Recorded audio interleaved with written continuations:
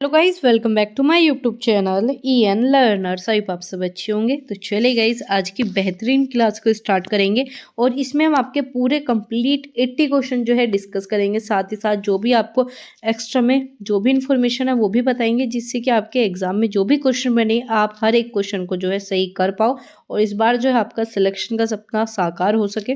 तो चलिए अपने फर्स्ट क्वेश्चन पर चलते हैं। कोई नया जुड़ा हो चैनल के साथ तो आप सभी सब्सक्राइब कर सकते हो, बेल आइकन को ऑन रखना ताकि आपको क्लासेस की नोटिफिकेशन समय पर मिल सके। तो यहाँ पर है आपका सबसे फर्स्ट क्वेश्चन, हिंदी की व्यंजन नात बोली है, ब्रज है, अवधी है, बुंदेली है या फिर जयपुरी। तो इसमें बताना है कि आपकी कौन सी भाषा ऐसी है जो आपकी व्यंजन नात बोली बोली जाती है।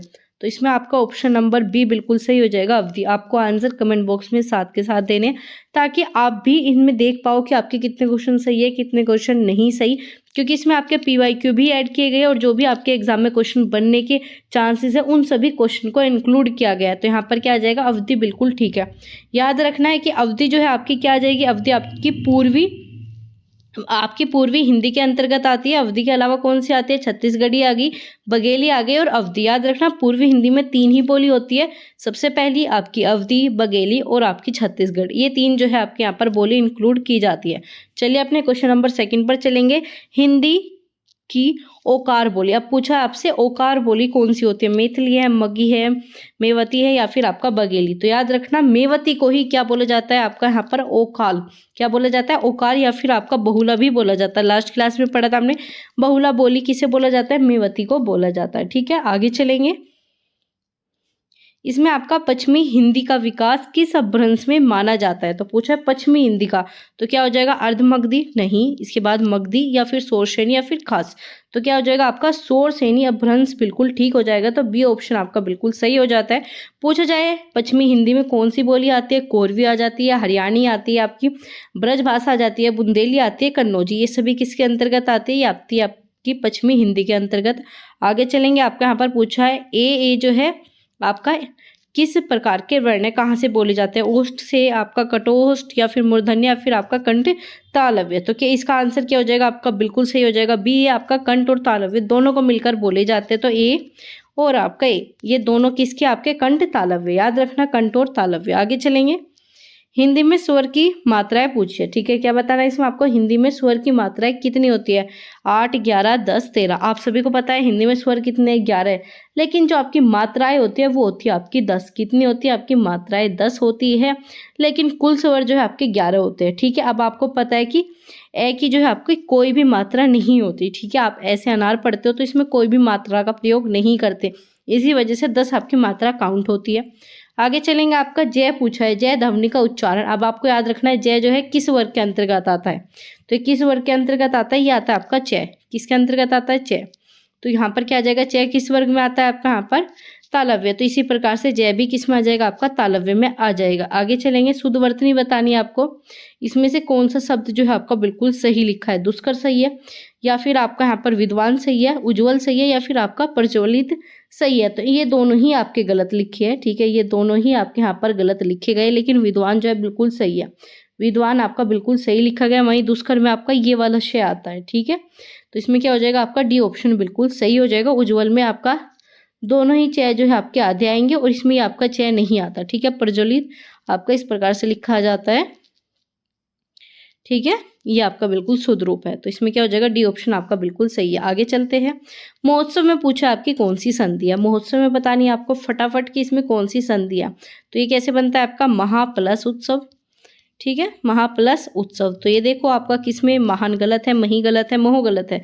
तो क्या आ जाएगा, डी ऑप्शन आपका बिल्कुल सही आ जाता है। आगे चलेंगे। आपका संयोग शब्द कौन सी संधि है। ठीक है, पूछा है संयोग शब्द में कौन सी संधि है, स्वर है, व्यंजन है, विसर्ग है या फिर इनमें से कोई नहीं। तो संयोग में क्या आ जाएगा आपका यहाँ पर, सबसे इंपॉर्टेंट आपकी इस प्रकार की संधि होती है, काफी ज्यादा पूछी भी जाती है। तो क्या आ जाएगा आपका संयोग में आ जाएगा व्यंजन संधि। क्या आ जाएगा आपका यहाँ पर, व्यंजन संधि आ जाएगा। क्यों, क्योंकि बना है आपका सम प्लस योग से। किससे बना है, सम प्लस योग से। तो किसका हुआ है, इसमें व्यंजनों का जो है आपका यहाँ पर संधि हुई है। आगे चलेंगे। आपका पंकज किस प्रकार का शब्द है। अब पंकज बताना आपको किस प्रकार का है। यहाँ पर क्या है, रूढ़ है, यौगिक है, योग रूढ़ है या फिर इनमें से कोई नहीं। तो पंकज को अगर आप तोड़ो तो क्या हो जाएगा आपका पंक प्लस कज। ठीक है। तो इसका क्या है, मीनिंग है, तो ये आपका मीनिंग बताता, तो ये क्या हो गया आपका योग रूढ़। ठीक है, दोनों को तोड़ने पर इनका क्या बच रहा है, मीनिंग बच रहा है, तो क्या आ जाएगा आपका योग रूढ़। ठीक है, योग रूढ़ शब्द कौन से होते हैं, यौगिक शब्द जो आपके सामान्य अर्थ को छोड़कर विशेष अर्थ बताए। ठीक है, तो ये क्या बताते हैं, आपका पंकज मतलब कमल को बता रहे हैं। ठीक है, ये अलग अर्थ बता रहे हैं, किसे बता रहे हैं, कमल को। तो ये इस प्रकार के कौन से होते हैं, योग रूढ़ हो जाते हैं। आगे बात करेंगे संकीर्ण का विलोम बताना है, तो संकीर्ण का क्या हो जाएगा आपका यहाँ पर, परकीर्ण, अकीर्ण या फिर जरीन या फिर आपका विस्तरीर्ण। तो क्या हो जाएगा, डी ऑप्शन आपका बिल्कुल सही है, संकीर्ण का आपका विस्तरीर्ण। आगे चलेंगे आपका, वे शब्दांश जो किसी धातु या अधातु के अंत में जोड़े जाते हैं, हर बार ये क्लासेस में कराती हूँ, तो जो आपके अंत में जोड़े जाते हैं उन्हें क्या कहा जाता है, प्रत्यय। मतलब प्रत्यय मतलब जो पीछे अंत में जोड़े जाते हैं प्रत्यय, और जो आगे जोड़ेंगे वो आपके उपसर्ग हो जाएंगे। चलिए आगे चलेंगे, क्वेश्चन नंबर 13। यहाँ पर आपका पूछा है, अली और आपका अली शब्द में जो है आपको बताना है कौन से का मीनिंग। ठीक है, ठीक है। तो यहाँ पर भोरा, महावीर, महावीर, सखी, भोरा या फिर यहाँ पर आपका कौन सा सही हो जाएगा, तो आपको याद रखना है। अगर हम आपके इस अली की बात करें तो ये किसे बताता है, सखी को बताता है। ठीक है, याद रखना, ये भी बड़ी ई की मात्रा है और ये भी बड़ी ई की मात्रा है, तो क्या आ जाएगा आपका यहाँ पर सखी, बिल्कुल ठीक आ जाएगा। तो देखो सखी एक तो इसमें एक इसमें, और इस अली का मतलब क्या होता है आपका भोरा। ठीक है, क्या होता है आपका भोरा, बिल्कुल सही हो जाएगा, तो डी ऑप्शन आपका सही है। आगे चलेंगे, वकील शब्द है, अब आपसे पूछा है वकील कौन सा शब्द है, फारसी है, अरबी है, फ्रेंच है, आपका जापानी। तो अरबी क्या है आपका यहाँ पर, ये वकील क्या है आपका अरबी शब्द है, कौन सा, अरबी भाषा से ये शब्द लिया गया। अब बात करें अरबी के बाकी शब्द, एक आपका पूछा जाता है शराब, क्या पूछा जाता है, शराब। ठीक है, इसके अलावा क्या पूछा जाता है आपका फकीर, फकीर भी क्या है आपका अरबी का शब्द है। दूसरा आपका क्या है, हौसला, हौसला भी आपका अरबी का शब्द है। आगे बात करेंगे आपका, जिसने रन चुका दिया हो। ठीक है, जिसने रन जो है अपना चुका दिया उसे क्या कहेंगे आपका, यहाँ पर मगमंत, उत्तीर्ण, उत्तीर्ण तो आपका वो होता है जो पास हो जाता है, उग्रीन या फिर आपका भारीन, भारीन क्या होगा, जिसपे भार होगा। ठीक है, ये तो होगा नहीं, तो क्या आ जाएगा आपका बी ऑप्शन बिल्कुल सही है। आगे चलेंगे आपका, घड़ी साज किस प्रकार का शब्द है, तो पूछा है घड़ी साज किस प्रकार का शब्द है। तद्भव ये आपको दिखाई नहीं दे रहा, तत्सम ये आपका संस्कृत में बना नहीं है, देसी शब्द आपको लग नहीं रहा, तो क्या आ जाएगा संकर। संकर किस प्रकार से, क्योंकि इसमें दो भाषाओं का यूज हुआ है। क्या हुआ, इसमें आपकी दो भाषाओं का यूज हुआ है। घड़ी क्या होता है आपका हिंदी, घड़ी में क्या आ गई आपकी हिंदी। वहीं अगर बात करें साज, साज क्या है आपका यहाँ पर फारसी, क्या है साज आपका फारसी शब्द से बना है। तो इस प्रकार से जहाँ पर दो शब्दों का मेल होता है, जहाँ पर दो भाषाओं वाले शब्दों का, ठीक है, यहाँ पर दो भाषा वाले शब्दों का मेल होता है, वो आपके संकर होते हैं। आगे बात करेंगे, आपको बताना है यहाँ पर एकार्थी शब्द, क्या बताना है आपको, एकार्थी शब्द बताना है। यहाँ आ गया पर्वत, सोना, पाप, रात्रि, तो इसमें से बताना है कौन सा सही है। तो क्या आ जाएगा आपका पाप, पाप क्या है आपका अनेकार्थी। ठीक है, क्या हो जाएगा आपका पाप क्या है, अनेकार्थी। क्या बताता है, जो धर्म या फिर नीति के विरुद्ध काम करते हैं वो आपका पाप हो जाता है, तो क्या हो जाएगा सी ऑप्शन बिल्कुल सही है। आगे चलेंगे, बुढ़ापा किस प्रकार की संज्ञा है, जातिवाचक तो है नहीं, पूरी जाति को डिनोट नहीं कर रहे, व्यक्तिवाचक हो नहीं सकता, और समूह या फिर आपका भाववाचक, तो ये भाववाचक भी नहीं, ये आपका समूहवाचक भी नहीं है, तो क्या आ जाएगा भाव बता रहा है। बुढ़ापे को आप देख नहीं सकते, तो ये क्या है आपकी भाववाचक संज्ञा, इसके अंदर क्या इमोशन है, भाव है। ठीक है, दशा बता रहे हैं, क्या बता रहे हैं, कंडीशन बता रहे हैं, दशा का बोध कराता है, वही शब्द आपकी भाववाचक संज्ञा हो जाएगी। आगे चलेंगे, आयुष्मान पूछा है। ठीक है, आयुष्मान शब्द में लिंग पूछा है कौन सा आपका, स्त्रीलिंग, पुल्लिंग या फिर अब नपुंसक, या इनमें से कोई नहीं। तो इसमें क्या आ जाएगा आयुष्मान, आयुष्मान किसे बताते हैं, ये होते हैं आपके पुल्लिंग। ठीक है, कैसे कर सकते हो, इनका आप प्रयोग करोगे तो बहुत ही अच्छे से आप आंसर पर चले जाओगे। ठीक है, आयुष्मान क्या है आपका पुल्लिंग शब्द है। आगे चलेंगे, आपका राम के हित। ठीक है, राम के हित लक्ष्मण वन गए थे। ठीक है, राम के हित लक्ष्मण जो है वन गए थे, वाक्य में कारक। अब इसमें पूछा है कौन सा आपका यहाँ पर कारक दिया गया है। ठीक है, कर्ता ने कर्म को करण से संप्रदान के लिए, तो ये क्या है हित के लिए। ठीक है, राम के हित के लिए। ठीक है, यहाँ पर क्या है इसका मतलब हित के लिए, तो क्या आ जाएगा आपका यहाँ पर बी ऑप्शन बिल्कुल ठीक है, संप्रदान के लिए, हित के लिए। तो इसमें जो है आपका बहुत ही अच्छा क्वेश्चन ये आपका पूछा गया, तो क्या आ जाएगा आपका ये बी ऑप्शन बिल्कुल ठीक है। इसी प्रकार के थोड़े डिफिकल्ट लेवल के भी आपके क्वेश्चन बनेंगे, इजी भी बनेंगे, ऐसा नहीं है कि पेपर बहुत ही टफ आपको देखने को मिलेगा, लेकिन कुछ क्वेश्चन ऐसे हैं जिसमें आप कंफ्यूज हो जाओगे। जैसे कि यहाँ पर क्या आ गया के, तो आप क्या कर सकते हो, कर्ता ने कर्म को, ये चीजें नहीं करनी। यहाँ पर क्या इसका मीनिंग समझ रहे हैं, राम के हित के लिए। ठीक है, लक्ष्मण जो है वन गए थे, तो क्या आ जाएगा संप्रदान आ जाएगा। आगे चलेंगे, कोई शब्द किस प्रकार का सर्वनाम है, तो कोई क्या है निजवाचक, तो क्या हो जाएगा स्वयं हो जाएगा, अपने आप हो जाएगा। प्रश्नवाचक कौन हो जाएगा, कौन तो इसमें है नहीं। निश्चयवाचक क्या है, यह है और वह होता है। अनिश्चयवाचक में क्या होता है, कोई और कुछ होता है। तो आपको सिंपल सा आंसर मिल गया है, क्या है डी ऑप्शन बिल्कुल सही है। आगे बात करेंगे रचना की दृष्टि पर। आपसे क्या पूछा है, रचना की दृष्टि पर बताने आपको यहाँ पर जो है क्रिया के कितने भेद है। ठीक है, क्रिया बहुत ही अच्छे से मैंने आपकी कराई है, अभी कराई है कुछ ही टाइम पहले, 1-2 दिन पहले ही आपको क्लासेस मिल जाएगी। क्रिया इतनी डिटेल में एक एक क्रिया जो है आपको समझाई गई है। तो याद रखना, अगर पूछा जाए रचना के आधार पर कितनी आपकी 2 प्रकार की क्रिया आपको देखने को मिलेगी। पहली है सकर्मक, जो अपने क्रम के साथ हो, और आपकी अकर्मक। दोनों में डिफरेंस बताए, ट्रिक बताई है शॉर्ट, जिससे कि आप 1-2 सेकंड में ही अपना आंसर सही कर पाओ। आगे चलेंगे, मुझसे बैठा नहीं जाता। आपको मैंने वाच्य कराए थे, 3 प्रकार के आपके वाच्य होते हैं, कृत, कर्म और भाव। तो इसमें मैंने आपको भाववाचक में आपको ट्रिक बताई थी। एक तो आपको नोट देखने को मिलेगा, दूसरा है, हूँ, हुए, इस प्रकार के आपको लास्ट में देखने को नहीं मिलते। तो क्या आ जाएगा, भाववाचक आ जाएगा। सेम कंडीशन आपके यहाँ पर अलग हो रही है, तो क्या आ जाएगा, बी ऑप्शन आपका यहाँ पर सही है। आगे चलेंगे, सामान्यतः अव्यय के कितने भेद है। यहाँ पर क्या पूछा, अव्यय के बताने आपको कितने भेद है। तो अव्यय हमने पढ़े थे, कितने प्रकार के पढ़े थे हमने अव्यय, आपके 4 प्रकार के। कौन सा, सबसे पहले क्रिया विशेषण, ठीक है, इसके बाद आपका कौन सा पढ़ा था, संबोधन, ठीक है, समुच्चय और आपका विषम्य बोधक। ये सब आपके क्या होते हैं, आपके 4 प्रकार के अव्यय हो गए। आगे चलेंगे, संज्ञा का भेद नहीं है। तो क्या पूछा, संज्ञा का भेद नहीं है। व्यक्तिवाचक पढ़ते हो, जातिवाचक पढ़ते हो, भाववाचक भी पढ़ते हो, ठीक है, लेकिन आप पदार्थवाचक नहीं पढ़ते। इसकी बजाय क्या पढ़ते हो, द्रव्यवाचक पढ़ते हो। क्या पढ़ते हो, द्रव्यवाचक। ठीक है, तो आपके हमने 25 क्वेश्चन कंप्लीट किए। फटाफट शेयर कर दो अपने सभी दोस्तों के साथ। चलिए आगे चलते हैं। आपका यहाँ पर क्वेश्चन नंबर 26, इसमें पूछा है, वे शब्द जिनके किसी कार्य के होने या किए जाने पर, किसी घटना या फिर प्रक्रिया के घटित होने पर, या किसी वस्तु या व्यक्ति की अवस्था या स्थिति को जो बोध कराते हैं, क्या कहे जाते हैं। अव्यय विशेषण सर्वनाम क्रिया। जब आपको क्रिया की क्लास की थी, सबसे पहली लाइन यही थी, जहाँ पर कार्य का होना पा जाए, जहाँ पर कार्य किया जाए, वो सब क्या होते हैं, क्रिया होती है। क्या होती है, क्रिया होती है। तो ए ऑप्शन बिल्कुल सही है। आगे चलेंगे, अव्यय के भेद नहीं है। क्या पूछा, अव्यय के भेद नहीं है, अभी बताए। अव्यय कितने प्रकार के थे, 4 प्रकार के। अब आपसे पूछ ले कौन सा जो है आपका भेद नहीं है। अब आपको बताना है कौन सा भेद नहीं है। क्रिया विशेषण, ठीक है, समुच्चय बोधक, बिल्कुल ठीक है। आगे बात करें, आपका संबंध बोधक होता है, विषम्य बोधक होता है। विषम्य बोधक मिल गया, प्रश्न बोधक है। तो इसमें क्या आ जाएगा आपका, यहाँ पर प्रश्न बोधक नहीं होता, ठीक है।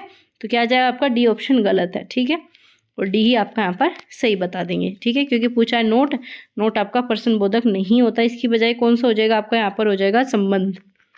क्या हो जाएगा आपका, संबंध बोधक। आगे चलेंगे, आपका मेरे पास बैटरी से चलने वाला खिलौना है। इसमें पूछा है कौन सा आपका पदबंध है।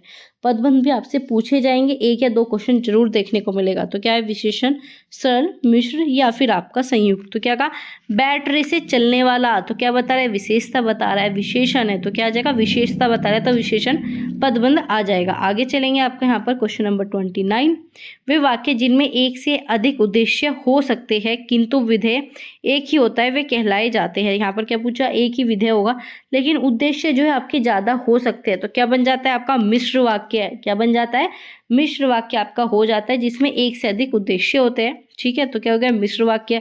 पूछा जाए रचना की दृष्टि से वाक्य के कितने भेद होते हैं, तो वाक्य के 3 भेद होते हैं रचना की दृष्टि से, सरल, आपका मिश्र और आपका क्या हो जाएगा, संयुक्त। ये 3 वाक्य आपको देखने को मिलेंगे। आगे चलेंगे, आपका और आपका मिश्रित वाक्य नहीं होता, याद रखना, मिश्रित नहीं होता, मिश्र होता है। आगे चलेंगे, रचना के आधार पर वाक्य का भेद नहीं है, वही चीजें पूछी गई, कौन सा भेद नहीं है। तो क्या हो जाएगा आपका, हमने सरल पढ़ लिया, मिश्र पढ़ लिया, संयुक्त, लेकिन कृत वाच्य नहीं है, ठीक है।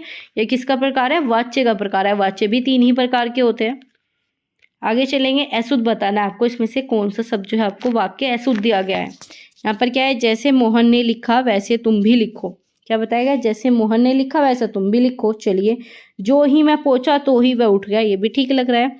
यह काम करो या अपने घर जाओ, ठीक है। आगे, क्योंकि यह मोटा है अतः वह धीरे चलता है, ठीक है। तो ये चीजें क्या दी गई, गलत है। अतः नहीं आएगा, क्या कहा जाएगा, रीजन दे रहे हैं ना, क्योंकि यह मोटा है इसलिए वह धीरे चलता है। तो अतः की जगह क्या आ जाएगा, इसलिए। दोनों क्या है, एक दूसरे पर डिपेंड है। तो क्या आ जाएगा, डी ऑप्शन बिल्कुल ठीक है, यही आपका अशुद्ध था। आगे चलते हैं, क्वेश्चन नंबर 32, निम्नलिखित प्रश्नों में से इस विकल्प का चयन करें जो दिए गए मुहावरे का सही अर्थ बताता है। उड़ती चिड़िया को पहचानना, ठीक है। आपने कहा होगा ना कि उड़ती हुई चिड़िया के हम पर पहचान लेते हैं, उड़ती हुई चिड़िया को पहचान लेते हैं। तो इसका मीनिंग जो है आपको बताना है। तो क्या है, मन की या फिर रहस्य की बात तुरंत जान लेना, ठीक है। अनहोनी या लीक से हटकर बात करना, भाई ये तो कोई सेंस नहीं है। फिक्र या चिंता, ऐसा तो यहाँ कहा नहीं गया। दूसरे को नीचा दिखाने के प्रयास में स्वयं को नीचा दिखाना, ये भी नहीं है। तो क्या आ जाएगा, सिर्फ आपका एक ही ऑप्शन सही है, बिल्कुल मन की या फिर रहस्य की बात तुरंत जानना। तो ये ऑप्शन आपका बिल्कुल ठीक है। आगे चलते हैं, यहाँ पर बात करेंगे क्वेश्चन नंबर 33। ठीक है, तो इसमें क्या दिया गया है आपका, अब की अब जब के साथ। ठीक है, अब की अब जब की जब के साथ दो व्यक्ति का सही अर्थ बताना है। तो क्या है, जीवन में विपत्ति सब पर आती है, चलिए।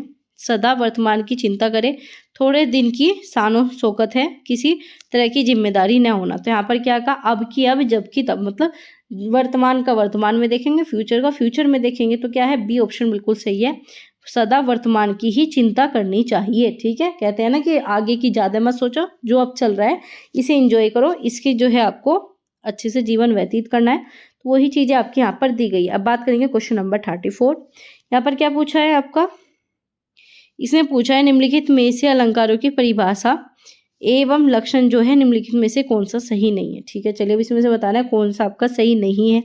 जहां उपमेय पर उपमान में अब अभेद आरोप किया जाए तो वह आपका संदेह अलंकार होता है। भाई यही चीजें गलत दे रखी है। ठीक है, पहले ही आपका गलत हो जाएगा।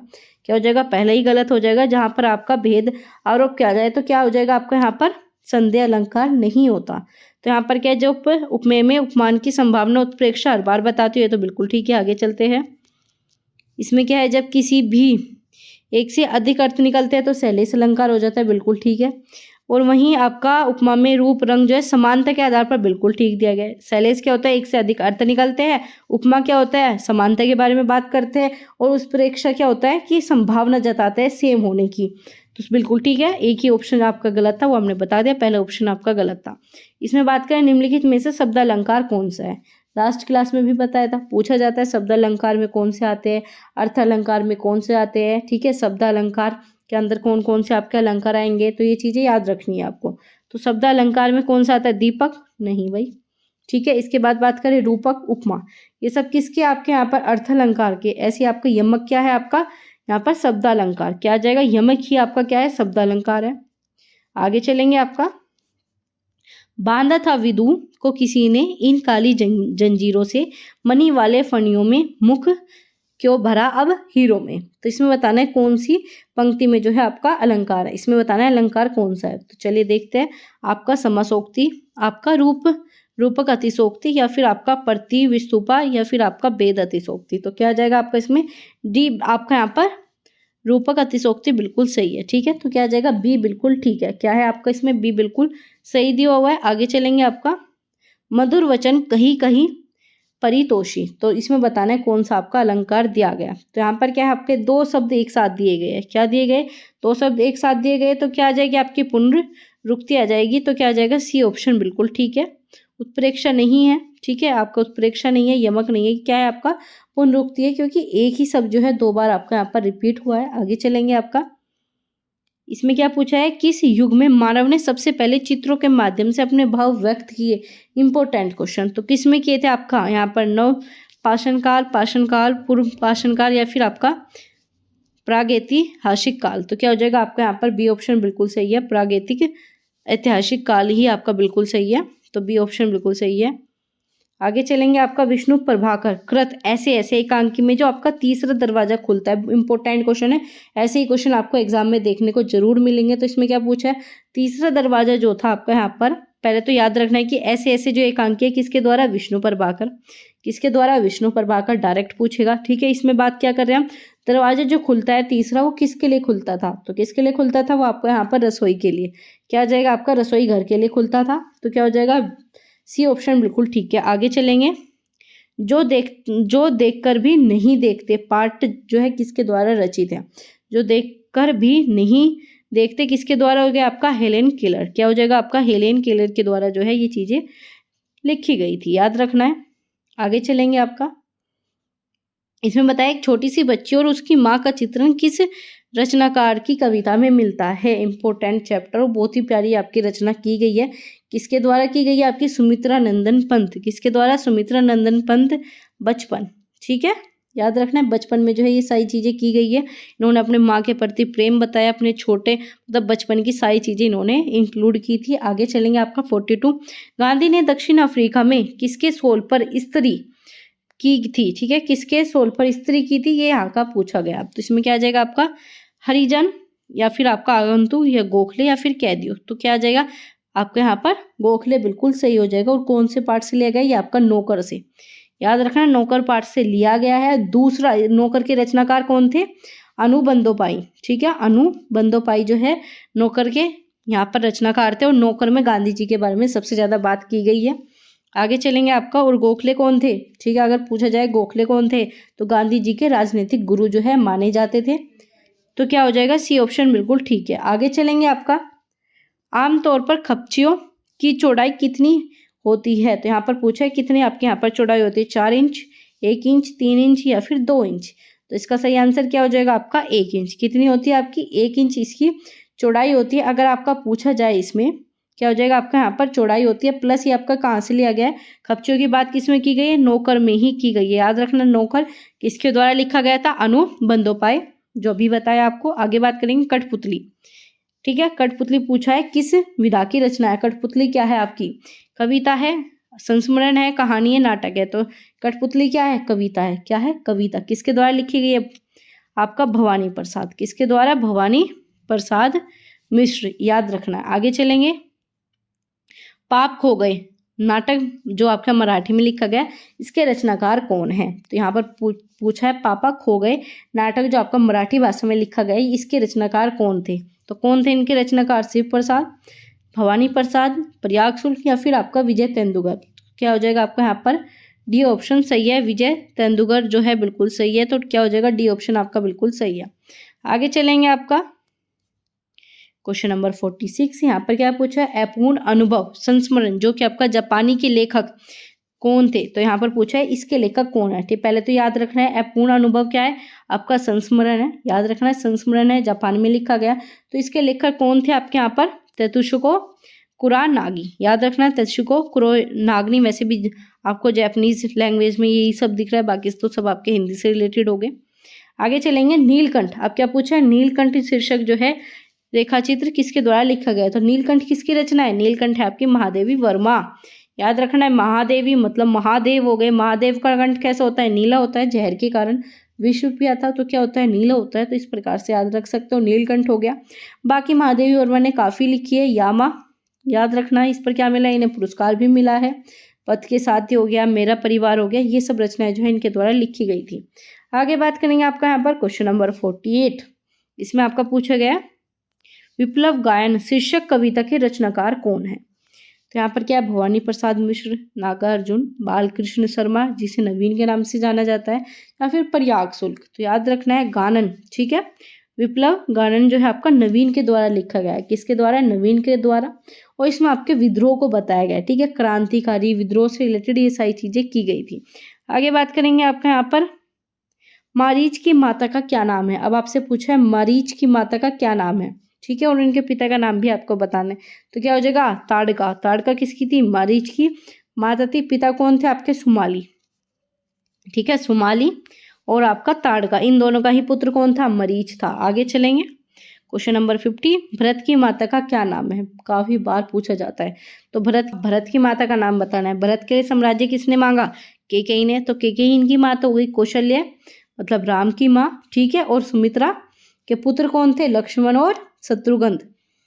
ठीक है, ये आपके शत्रुघ्न। ठीक है, 4 पुत्र थे दशरथ के। आगे बात करेंगे आपका सोने के हिरण का रूप किसने धारण किया था। ठीक है, जिससे ये सारी आप कह सकते हो रामायण आपकी हुई, सीता का हरण हुआ। तो किसने किया था आपका, मरीच ने। किसने किया था, मरीच ने ही किया था। मरीच के पिता माता दोनों बताइए। अभी ताड़का क्या थी, इनकी माता थी।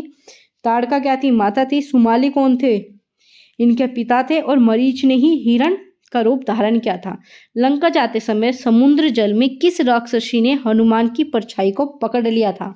किसने पकड़ा था आपका, छाया राक्षसी, सुरमा, आपका त्रिजटा या फिर शफनका। तो क्या आ जाएगा आपका यहाँ पर, इसका आंसर बिल्कुल सही हो जाएगा ए, छाया राक्षसी ने ही आपका क्या किया था, हनुमान की परछाई को पकड़ लिया था। आगे चलेंगे, रावण को मारने के पश्चात लंका का राजा कौन बन गया? तो कौन बनाया था लंका का राजा? आपका विभीषण। ठीक है, विभीषण किसकी तरफ थे? राम की तरफ। तो इन्हें ही क्या बना दिया गया था? राजा बना दिया गया था। आगे चलेंगे, गंगा के 8वें पुत्र का नाम क्या था? अब आपका पूछा है गंगा के 8वें पुत्र का क्या नाम था आपका यहाँ पर? देवव्रत हो जाएगा, अर्जुन हो जाएगा, या फिर पांडु, या फिर आपका विचित्र वीर्य। तो क्या हो जाएगा आपका? देवव्रत। देवव्रत कौन थे आपके? गंगा के 8वें पुत्र थे। ठीक है, आगे चलेंगे आपका, और जिन्हें बाद में क्या कहा गया? भीष्म भी कहा गया। ठीक है, भीष्म ही कौन थे? देवव्रत थे। आपने महाभारत में भीष्म काफी ज्यादा फेमस है, पितामह भीष्म, तो वही क्या थे आपके यहाँ पर? गंगा के 8वें पुत्र थे। आगे चलेंगे, आपका क्वेश्चन नंबर 55, अंबिका से उत्पन्न पुत्र का क्या नाम था? अब अंबिका से जो भी पुत्र उत्पन्न हुए थे उनका क्या नाम था? क्या नाम था उनका? धृतराष्ट्र। याद रखना, धृतराष्ट्र की माता कौन थी? अंबिका थी। धृतराष्ट्र बिल्कुल ठीक हो जाएगा। आगे बात करें, आपका पांडु की माता अंबालिका थी। ठीक है, आगे चलेंगे, दुष्ट दुर्योधन जरूर कोई ना कोई चाल चल रहा है, राज्य के लोभ में वह भीम को मार डालना चाहता है, मुझे इसकी चिंता हो रही है। यह कथन किस पात्र ने कहा था? ठीक है, अब आपको बताना है ये कथन जो है किस पात्र ने कहा था? विदुर ने, कुंती ने, अर्जुन ने, युधिष्ठिर ने। तो किसने कहा था? कुंती ने कहा था। किसने कहा था? कुंती ने कहा था। तो बी ऑप्शन आपका बिल्कुल ठीक होता है। आगे चलेंगे, यहाँ पर क्या है? जुए का खेल आपका वैर विरोध की जड़ होता है, इसलिए बेटा मेरी तो यही राय है कि तुम्हारा यह विचार ठीक नहीं है, इसे छोड़ दो। यह कथन किसका था? तो किसने कहा था जुए के खेल को लेकर? तो ये किसने कहा था? आपका धृतराष्ट्र ने कहा था। किसने कहा था? आपका धृतराष्ट्र ने बिल्कुल कहा था। तो ये क्या हो जाएगा? सी ऑप्शन आपका बिल्कुल सही होता है। आगे चलेंगे, क्वेश्चन नंबर 58, तो इसमें क्या पूछा है? कृष्ण, धर्म युद्ध करने वाले हमारे पक्ष के सारे यशस्वी महारथियों को तुमने ही कुचक्र रचवाकर मारवा डाला। यदि तुमने कुचक्र न रचा होता तो कर्ण, भीष्म, द्रोण भला समर में परास्त होने वाले थे। श्री कृष्ण से यह कथन किसने कहा? तो ये सारी चीजें जो है किसने कही? कि कृष्ण तुम्हारे कारण ही ये सारी चीजें हुई है, तो ये सब जो है हम परास्त इसी कारण हो रहे हैं क्योंकि तुमने ये सारा चक्र जो है रचा था। तो ये किसने कहा था आपका यहाँ पर? दुर्योधन ने कहा था। ठीक है, दुर्योधन ने जो है श्री कृष्ण को ये सब चीजें कही थी। आगे चलेंगे, आपका बस की यात्रा। ठीक है, अब आपका एनसीईआरटी से क्वेश्चन है डायरेक्ट, तो बस की यात्रा जो है किसके द्वारा लिखी गई है? ये आपका यहाँ पर पूछा गया। सबसे पहले क्या याद रखना है? आपका व्यंग, और व्यंग के लिए सबसे ज्यादा फेमस कौन थे? हरिशंकर परसाई। याद रखना, हरिशंकर परसाई बहुत ही ज्यादा फेमस थे। इसमें क्या बताया गया है? इसमें एक पुरानी बस की स्थिति का वर्णन किया गया है। किसका? पुरानी बस की स्थिति का वर्णन, वो भी हंसते हुए, हास्यपूर्ण चित्रण किया गया। व्यंग है तो मतलब हास्यपूर्ण। ठीक है, ये इसी प्रकार के ज्यादा आपकी रचनाएं करते थे। आगे चलेंगे, दीवानों की हस्ती क्या है? दीवानों की हस्ती शीर्षक कविता के रचनाकार कौन थे? आपका भगवती चरण। आगे चलेंगे, हरिशंकर परसाई। इसके बाद बात करेंगे आपका कामांथानाथ या फिर आपका सूर्यकांत त्रिपाठी निराला। तो क्या हो जाएगा आपका? भगवती चरण। ठीक है, दीवानों की हस्ती कौन थे? भगवती चरण। ठीक है, इन्होंने ही रचना की थी। आगे चलेंगे, क्या निराश हुआ जाए? निबंध के लेखक का नाम बताना है। क्या निराश हुआ जाए, निबंध के लेखक कौन है आपके? यहाँ पर रामचंद्र तिवारी, प्रदीप तिवारी, या फिर आपका हजारी प्रसाद द्विवेदी, निर्मल वर्मा। तो क्या आ जाएगा आपका? हजारी प्रसाद द्विवेदी। बिल्कुल ठीक है, तो सी ऑप्शन आपका बिल्कुल सही है। आगे है आपका सुदामा चरित शीर्षक कविता के रचनाकार। अब सुदामा का चरित किसने लिखा था? ठीक है, तो किसने किया था? तुलसीदास। तुलसीदास तो आपके राम से, रहीम बिल्कुल नहीं है। कवि गंग या फिर आपका नरोत्तम दास में से एक हो सकता है। तो क्या हो जाएगा? नरोत्तम दास। बिल्कुल ठीक है, तो सी ऑप्शन बिल्कुल सही है। इन्होंने ही सुदामा चरित कविता का जो है वर्णन किया था। आगे चलेंगे, बाज और सांप कहानी के रचनाकार का नाम बताना है। अब बाज और सांप किसके द्वारा लिखी गई है कहानी? आपका कामतानाथ, निर्मल वर्मा, प्रभु नारायण आत्मसराय। तो काम आपका बाज और सांप किसके द्वारा? निर्मल, क्या हो जाएगा आपका यहाँ पर? निर्मल वर्मा के द्वारा लिखी गई थी। आगे चलेंगे, आपका इसमें आपका यहाँ पर 64, नेहरू जी ने अपने जीवन में कितनी बार जेल जाना पड़ा? तो वो अपने जीवन में कितनी बार जेल गए थे, ये आपका यहाँ पर पूछा गया। तो कितने बार गए थे? टोटल 9 बार। तो क्या आ जाएगा? डी ऑप्शन बिल्कुल सही है, और जेल में रहकर भी उन्होंने काफ़ी रचनाएं की थी। आगे चलेंगे, वेद की उत्पत्ति किस धातु से हुई है? ठीक है, अब बताना है वेद की उत्पत्ति जो है किस धातु से की गई है। तो वेद कैसे, आपका यहाँ पर वध, ये सब का मीनिंग होता नहीं है, सिर्फ क्या है? विद। ठीक है, तो किससे हुई है? विद से हुई है। और याद रखना कितने प्रकार के आपके वेद होते हैं? 4। सबसे पहला ऋग्वेद, यजुर्वेद और आपका सामवेद और आपका अर्थवेद सबसे नया। आगे चलेंगे, आपका 1000 ईस्वी के आसपास किस अफगान सुल्तान ने भारत पर आक्रमण करना प्रारंभ कर दिया था? तो किसने कर दिया था आपका? यहाँ पर क्या आ जाएगा? महमूद गजनवी। ठीक है, इन्होंने क्या किया था? 17 बार जो है आक्रमण किया था, याद रखना 17 बार। आगे चलेंगे, आपका भारत छोड़ो आंदोलन कब स्टार्ट हुआ? ठीक है, भारत छोड़ो आंदोलन कब स्टार्ट हुआ था आपका? 1942, 40, 45 या फिर 50। तो भारत छोड़ो आंदोलन आपका 1942, ठीक है, 9 अगस्त 1942 में स्टार्ट हुआ था महात्मा गांधी जी के द्वारा। ठीक है, आगे चलेंगे, क्वेश्चन नंबर 68। सुनी मुनि बचन लखन मुस्काने, बोले पशु धराए अपनाने, बहु धनुदी तोरी लगाए, कभू न आसी रीस किन्हीं गोसाए। तो इसमें पूछा ये संवाद जो है कहाँ से लिया गया है? तो ये कहाँ से लिया गया है आपका? दशरथ परशुराम, लक्ष्मण परशुराम, आपका राम जनक या फिर विशिष्ट जनक संवाद। तो क्या हो जाएगा आपका? बी ऑप्शन बिल्कुल सही है। ये लक्ष्मण और परशुराम के बारे में बात की गई है। ठीक है, और इन्होंने कहा था कि तुम जो है आपके यहाँ पर जंगल में रहने लायक नहीं हो, तुम तो बहुत बड़े राजा हो, तुम्हारे लिए सब चीज़ें अच्छी नहीं है। ठीक है, यही सब चीज़ें परशुराम ने लक्ष्मण के लिए भी कही थी। तो क्या हो जाएगा? बी ऑप्शन बिल्कुल ठीक है। आगे चलेंगे, बताना है कौन सा शब्द जो है इसमें शुद्ध है। अब बताना है आपको सही कौन सा दिया गया है। तो क्या है इसमें? मैंने पार्टी से 8-10 रसगुल्ला खाया। ठीक है, तो क्या आ जाएगा? खाया आएगा तो ठीक हो जाता। आगे बात करेंगे, आपका यहाँ पर क्या है? प्रेम का मूल्य आंका नहीं जा सकता। ये तो सही लग रहा है। इतने से हल्की सी, ठीक है, इतनी हल्की सी हवा का एक झोंका आया, प्रत्येक श्रमिकों को 2-2 रुपए मिले। ठीक है, तो क्या हो जाएगा इसमें? आपका सिर्फ एकमात्र सही लग रहा है, प्रेम का मूल्य आंका नहीं जा सकता। तो क्या हो जाएगा आपका यहाँ पर? बी ऑप्शन बिल्कुल ठीक होता है। आगे चलेंगे,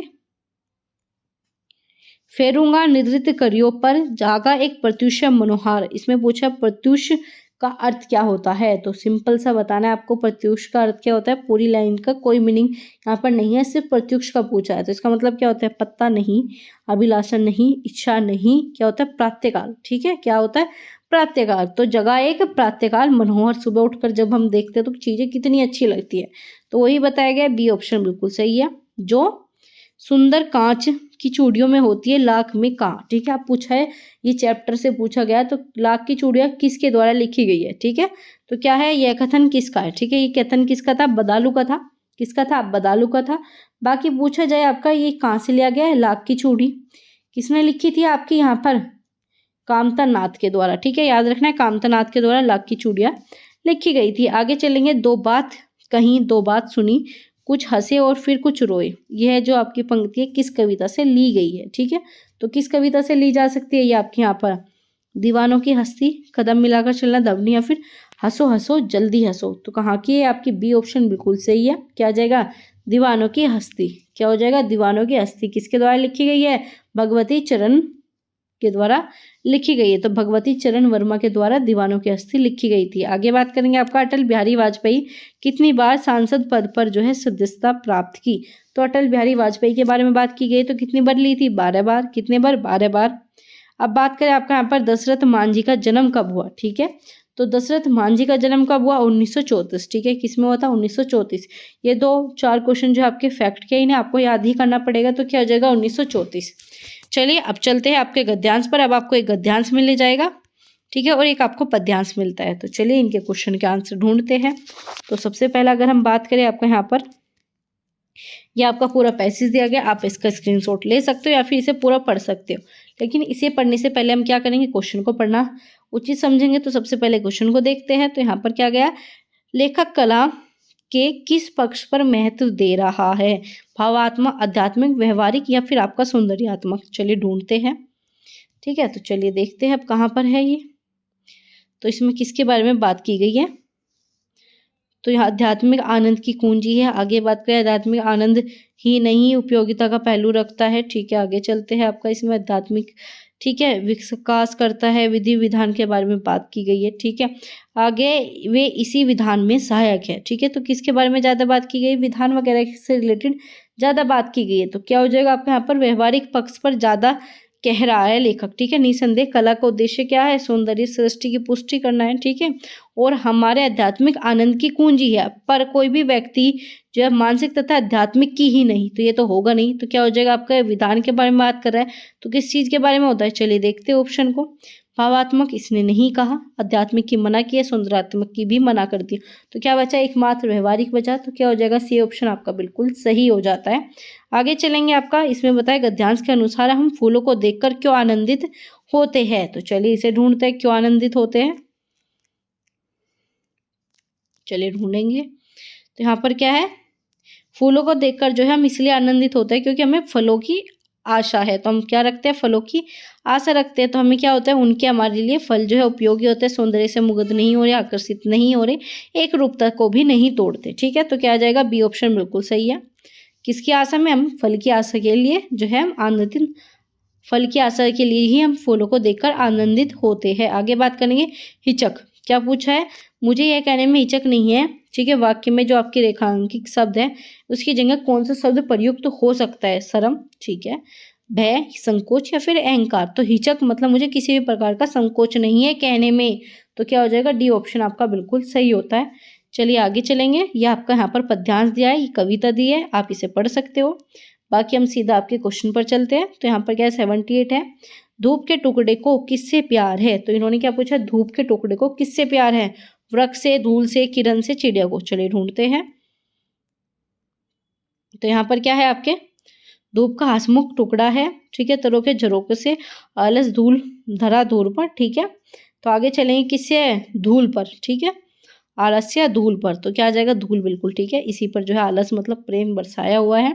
आगे चलेंगे, धूप के टुकड़े की कला अधिक महत्व दिया गया है क्योंकि धूप का टुकड़ा। अब पूछा यहाँ पर धूप के टुकड़े के बारे में यहाँ पर बात की गई है। श्वेत रंग का होता है, कला को आकार देता है, बहुत ही हसमुख है या फिर कलात्मक है।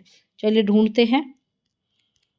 तो ये क्या है आपका? हसमुख हो गया, झरोके हो गए। ठीक है, आगे बात करेंगे। इसमें नीचे इन्होंने दिया गया है व्यक्तित्व को कला स्पर्श है। ठीक है, चलिए देखते हैं अब आपका ऑप्शन में। तो इन्होंने क्या कहा है आपका? यहाँ पर कला को आकार देता है। ठीक है, पहले ही उसमें मिल जाएगा क्योंकि इसलिए अधिक महत्व दिया गया है क्योंकि ये कला को जो है अधिक महत्व देता है, कला को अधिक महत्व देता है। इसी वजह से क्या है? धूप का टुकड़ा जो है कला को आकार देता है।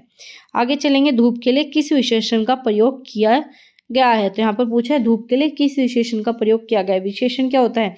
जो विशेषता बताए। तो चलिए ढूंढते हैं क्या है आपका यहाँ पर। ठीक है, चलिए ढूंढते हैं। इसमें आपका क्या कहा गया है? इसमें आपके धूप से रिलेटेड सारी चीजें दी गई है। तो चलिए ऑप्शन को देखते हैं। तो धूप के लिए कौन सा विशेषण प्रयुक्त किया जा सकता है?